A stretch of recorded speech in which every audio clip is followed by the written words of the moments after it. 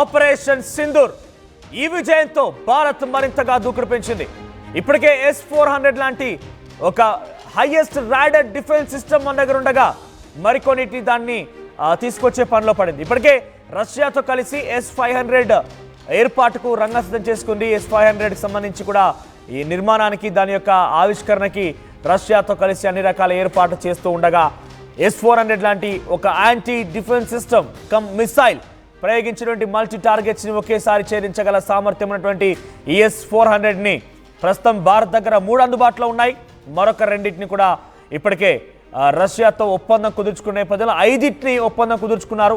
దాంట్లో 3 ఇప్పటికే రష్యా భారత్కి డెలివరీ చేయగా మరొక 2 రావాల్సి ఉంది. రష్యా ఉక్రెయిన్ యుద్ధం నేపథ్యంలో ఆ 3టిని కూడా కొన్ని రోజుల పాటుగా నిలిపేసినట్టు తెలుస్తోంది. తాజాగా మరికొన్ని రోజుల్లోనే మరొక 2 S-400లు భారతదేశానికి రాబోతున్నాయి. భారత అమ్ముల పొదిలో చేరబోతున్నాయి. 2018లోనే రష్యాతో 5 S-400ల కొనుగోలు కోసం ఒప్పందం కుదుర్చుకుని భారతదేశం.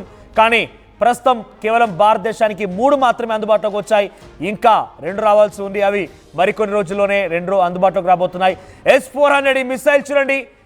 ఈ S-400 anti defence system, air defence system, surface to air defence system.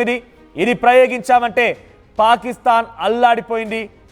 ఇది ప్రయోగించడం వల్లే పాకిస్తాన్ నిలమట్టం చేశాం. ఒకసారి కింద బాక్స్లో ఆ విజువల్స్ డైరెక్ట్గా ప్లే చేయండి PCR.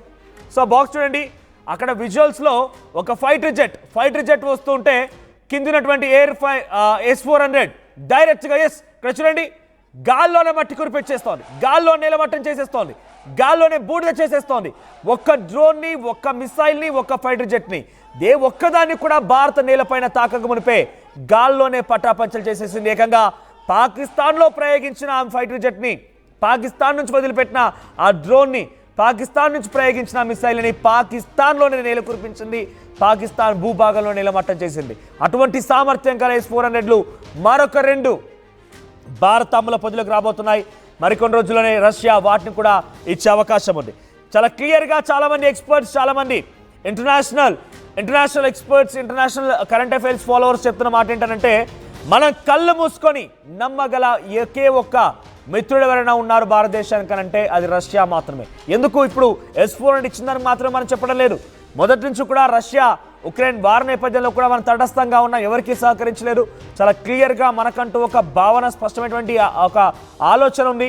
సో రష్యాకి అనేక అవకాశం. రష్యా పర్యటనలో గతంలో మోదీ అక్కడ వెళ్ళిన నేపథ్యంలో సో మనం కళ్ళు మూసుకొని కూడా నమ్మగలిగేటువంటి ఒకే ఒక్క దేశం ఏదైనా ఉందనంటే అది రష్యా మాత్రమే. సో అటువంటి నేపథ్యంలో రష్యా మనతో పాటుగా మిత్రత్వానికి ఎప్పుడు కూడా మన నుంచి చాలా మిత్రత్వంతో ఉంటుంది, చాలా గుడ్ ఫ్రెండ్షిప్ని కంటిన్యూ చేస్తుంది. సో ఇప్పుడు రష్యా నుంచి మరొక S-400లు 2 రాబోతున్నాయి. ఇదొకటే కాదు, S-500ని కూడా త్వరలోనే భారత్ రష్యా సంయుక్తంగా నిర్మించబోతోంది. దాన్ని S-500ని కూడా ఇరు దేశాలు కలగలిపి ఒక ప్రయోగాన్ని చేయబోతున్నాయి. మన దగ్గర ఇప్పటికే ఆకాశ్ మిసైల్స్ ఉన్నాయి. ఆకాశ్ తీర్ ఒక ఐరన్ డోమ్ లాంటి ఆకాశ్ తీర్ మన దగ్గర ఉంది. దాని ద్వారా ఒక్కదాన్ని కూడా పాకిస్తాన్ నుంచి భారత్లోకి రానివ్వకుండా అడ్డుకున్నాం. పాకిస్తాన్ని ఇక్కడ నేల కురిపించకుండా, ఇక్కడ మన నేల తాకకుండానే గాల్లోనే పేల్చేస్తాం. మరొక 2 వచ్చాయంటే ఇక ఎట్టి పరిస్థితుల్లో కూడా పాకిస్తాన్ కనీసం ప్రయోగించడానికి కూడా సాహసించదు. కనీసం మన వైపుగా ఒకటి ప్రయోగిద్దామన్నా కూడా ఆలోచించాల్సింది. ఎందుకంటే అవి ప్రయోగించిన చైనీస్, టర్కీ ఈ దేశాలకు సంబంధించిన మిసైల్, ఈ దేశాలకు సంబంధించిన డ్రోన్లు, సో వీటన్నిటిని కూడా నేల కురిపించే అవకాశం ఉంది. కాబట్టి వాళ్ళు ప్రయోగించాలన్నా కూడా ఇక ఆలోచించాల్సిందే. మా ప్రతినిధి మధు సిద్ధంగా ఉన్నారు. మధు, రష్యా మరింతగా భారత్కి సహకరిస్తోంది. మరొక 2 S-400లను కూడా మనకు అందించబోతోంది. అది డెఫినెట్గా మనం కొనుగోలు చేస్తున్నాం. ఊరికనే పాకిస్తాన్ లాగా చైనీస్ నుంచి అరువు తెచ్చుకునేదేం కాదు. కానీ ఆ సహకారమైన అందిస్తోందని అంటే డెఫినెట్గా గుడ్ ఫ్రెండ్షిప్ కంటిన్యూ అవుతుంది. మరొక 2 S-400లు మన అమ్ముల పొదిలోకి రాబోతున్నాయంటే ఏం జరగవచ్చు, రేపటి రోజున ఏం జరగబోతోంది? యుద్ధం నేపథ్యంలోని ఇవన్నీ కూడా సమకూర్చుకునే ప్రయత్నం భారత ప్రభుత్వం చేస్తోందా? ఎగ్జాక్ట్లీ, ఆల్రెడీ స్వదేశీ పరిజ్ఞానంతో పనిచేస్తున్నటువంటి క్షిపణులు మన దగ్గర ఉన్నాయి. ఆకాశ్ తర్వాత బ్రహ్మోస్ క్షిపణులు, వీటితో పెద్ద ఎత్తున దాడులు చేస్తున్నటువంటి పరిస్థితి. బ్రహ్మోస్ సంబంధించినటువంటి పవర్ ఏంటో పాకిస్తాన్ ని అడిగండి అంటూ రీసెంట్ గా ఉత్తరప్రదేశ్ సంబంధించినటువంటి ముఖ్యమంత్రి యోగి ఆదిత్యనాథ్ స్టేట్మెంట్ చేశారు. ఇదంతా చర్చ జరుగుతున్న మా సొంత పరిజ్ఞానం ఉన్నప్పటికీ కూడా రష్యా నుంచి కొనుగోలు చేసినటువంటి S-400 అనే దాన్ని కూడా భారతీయులు ముద్దుగా పిలుచుకున్నటువంటి పేరు సుదర్శన చక్రం. నిజంగానే సుదర్శన్ చక్రంలో పనిచేసింది ఈ యుద్ధ సమయంలో పాకిస్తాన్ తో జరిగినటువంటి ఈ ఆపరేషన్ సింధూర్ వార్ లో భాగంగా. చాలా స్పష్టంగా ఉన్న కొంత మేరకు ఉన్నటువంటి 5 మాత్రమే ఉన్నప్పటికీ కూడా బార్డర్ ఏరియాలో పెద్ద ఎత్తున పాకిస్తాన్ నుంచి వచ్చినటువంటి మిసైల్స్ ని ముందుగానే గుర్తించడం, డ్రోన్లను ముందుగానే గుర్తించడం, వాళ్ళని అటాక్ చేయడం, గాల్లోనే వాటిని పేల్ చేసేలాంటి టెక్నాలజీ కలుగునంతో S-400 నిజంగా సుదర్శన చక్రంలా పనిచేసింది. ఈ రోజు మోడీ కూడా S-400 తో ఫోటోలకు పోజులు ఇచ్చారు. ఇదంతా కూడా గతంలో రక్షణ శాఖ మంత్రిగా పనిచేసినటువంటి మనోహర్ పారికర్ తీసుకున్నటువంటి అత్యంత కీలకమైనటువంటి నిర్ణయం ఇది. ఈ నిర్ణయమే ఈ రోజు పాకిస్తాన్ ను నిలువరించగలిగాం, పాకిస్తాన్ ని కట్టడి చేయగలిగాం. పాకిస్తాన్ మిజైల్స్ ని పాకిస్తాన్ ఏదైతే చైనా ద్వారా, టర్కీ ద్వారా, అజర్బైజాన్ ద్వారా తీసుకున్నటువంటి ఏదైతే మిజైల్స్ ఇవన్నీ ఉన్నాయి వాటన్నిటిని ఛేదించగలిగాం.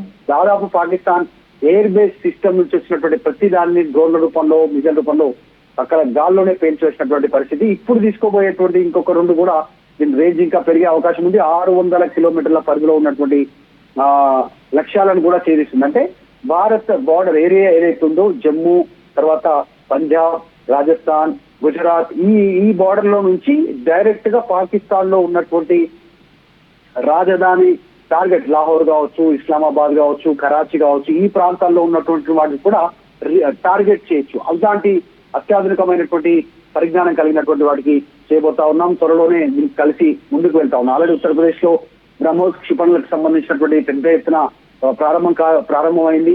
సంబంధించినటువంటి మిజైల్స్ కర్మాగారం తయారు కాబోతా ఉంది. పెద్ద ఎత్తున యుద్ధ సామాగ్రి మీద, యుద్ధ సంబంధించినటువంటి వాటిపైన ఉపయోగించే పరికరాల పైన భారత్ దృష్టి పెడతా ఉంది. బడ్జెట్ కూడా పెంచుతూ పోతా ఉంది. దాంట్లో భాగంగానే ఈ క్షిపణులకు సంబంధించిన విషయంలో లేటెస్ట్ టెక్నాలజీని తీసుకుంటుంది. ముఖ్యంగా S-400 గురించి పెద్ద ఎత్తున చర్చ కొనసాగింది. మన భారతదేశంలో ఉన్నటువంటి సొంత పరిజ్ఞానంతో ఉన్నటువంటి వాటి గురించి ఉన్నప్పటికీ కూడా S-400 చాలా పెద్ద ఎత్తున పనిచేసింది భారత్ కలిగినటువంటి చర్చ ఉంది. కాబట్టి ఈ S-400 ని భారతీయులు ప్రస్తుతం సుదర్శన చక్రంగా పిలుచుకుంటున్నటువంటి పరిస్థితి ఉంది. ఇది చాలా కీ రోల్ పోషించింది మొన్న జరిగినటువంటి ఆపరేషన్ సింధూర్లో. మరొక 2 రాబోతున్నాయి. దీనిపైన అయితే పెద్ద ఎత్తున చర్చ కొనసాగుతుంది.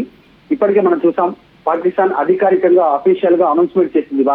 వారి ఆర్మీ అధికారులు, ఎయిర్ ఫోర్స్ అధికారులు ఎంతమంది చనిపోయారు అనేటువంటిది. తర్వాత ఎయిర్ బేస్ల విషయంలో ఎన్ని ఎయిర్ బేస్లు వాళ్ళది డ్యామేజ్ అయ్యాయి, ఎంత మేర నష్టం జరిగింది అనేటువంటిది ఒక అధికారికంగా ఇచ్చారు. అంటే లెక్కలు తప్పుగా చెప్తా ఉన్నారు, కానీ పెద్ద ఎత్తున చనిపోయినప్పటికీ కూడా తప్పు చెప్తా ఉన్నారు. కానీ అంగీకరించింది పార్ట్ చాలా స్పష్టంగా. మా జెట్ ఎయిర్ బేస్ కూలిపోయాయి, తర్వాత ఎయిర్ బేస్లు పోయాయి, ఇంతమంది సైనికులు చనిపోయారు అనేటువంటిది. సో ఇదే స్పష్టం. S-400, ఆకాష్, బ్రహ్మోస్ ఇలాంటి క్షిపణులతో పాకిస్తాన్ భరతం పట్టింది భారతదేశ ఆర్మీ. సో త్వరలో ఫ్యూచర్ లో కూడా మన వైపు కన్నెత్తి చూడాలన్నా కూడా పాకిస్తాన్ భయపడేటువంటి స్టేజ్ లో భారత ఆర్మీ, భారత దగ్గర ఉన్నటువంటి ఆయుధాలు ఆ రకంగా ఉన్నాయనేటువంటిది ప్రపంచానికి చెప్పే ప్రయత్నం చేసింది చాలా స్పష్టంగా. ఎందుకంటే చైనా మిజైల్స్ ని, చైనా డ్రోన్లను కూడా క్షణాల్లో కూల్చేసినటువంటి సిచ్యువేషన్ మనం చూసాం.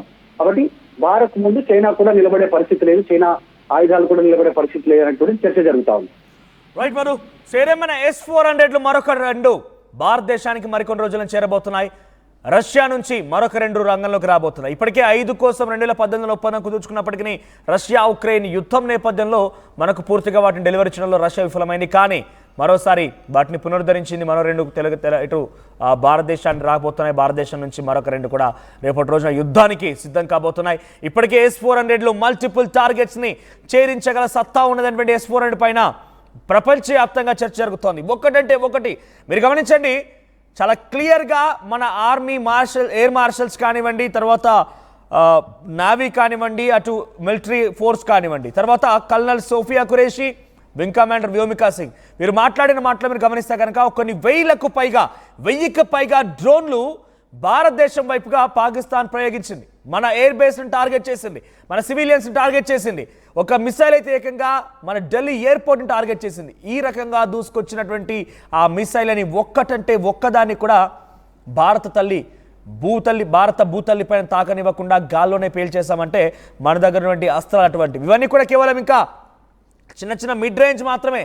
ఇక డైరెక్ట్గా కనుక మనకున్నటువంటి ఇంకా అస్త్రాలను కనుక ప్రయోగిస్తే పాకిస్తాన్ పట్టాపంచలైపోతుంది, పాకిస్తాన్ కనుమరుగైపోతుంది, పాకిస్తాన్ కనిపించదు. ఇది కేవలం S-400 ఆకాష్ తీర్ అన్ని కూడా ఇంకా డిఫెన్స్లోనే ఉన్నాం. మనం ఇప్పటివరకు ప్రదర్శించింది కేవలం డిఫెన్స్ మాత్రమే. మనం అటాకింగ్ మూడ్లోకి వెళ్తే మన బ్రహ్మోస్, మన సూపర్ సోనిక్ లాంటివి ఇంకా ప్రయోగాల్లో ఉన్నాయి, మన కాలి లాంటివి ఇంకా ప్రయోగాల్లో ఉన్నాయి. ఇటువంటి కనుక రెడీ అయిపోతే అసలు భారత్ ఢీ కొట్టేటువంటి శక్తి బహుశా ఏ దేశానికి కూడా ఉండకపోవచ్చు. సో మనం క్లియర్గా కళ్ళు మూసుకునైనా సరే గుడ్డిగా నమ్మొచ్చేటువంటి ఒక దేశం, మిత్ర దేశం మనకు ఉందనంటే కనుక అది రష్యా పేరే. డెఫినెట్గా S-400 ఇస్తుందనే కాదు, గతంలో కూడా అనేక మార్లు సహకరించిన సందర్భాలు ఉన్నాయి. చాలా క్లియర్గా భారత ప్రజలతో, భారత్లో ప్రధాని ఎవరున్నా కూడా అన్ని రకాలుగా సహకరిస్తూనే వచ్చింది రష్యా. సో ప్రజెంట్ రష్యా నుంచి మరొక రెండు రాబోతున్న నేపథ్యంలో పాకిస్తాన్ ఆడిపోతోంది. పాకిస్తాన్తో యుద్ధం ఇంకా తీవ్రతరం కాబోతున్న నేపథ్యంలోనే S-400 మరొక రెండు రంగంలోకి రాబోతున్నాయి.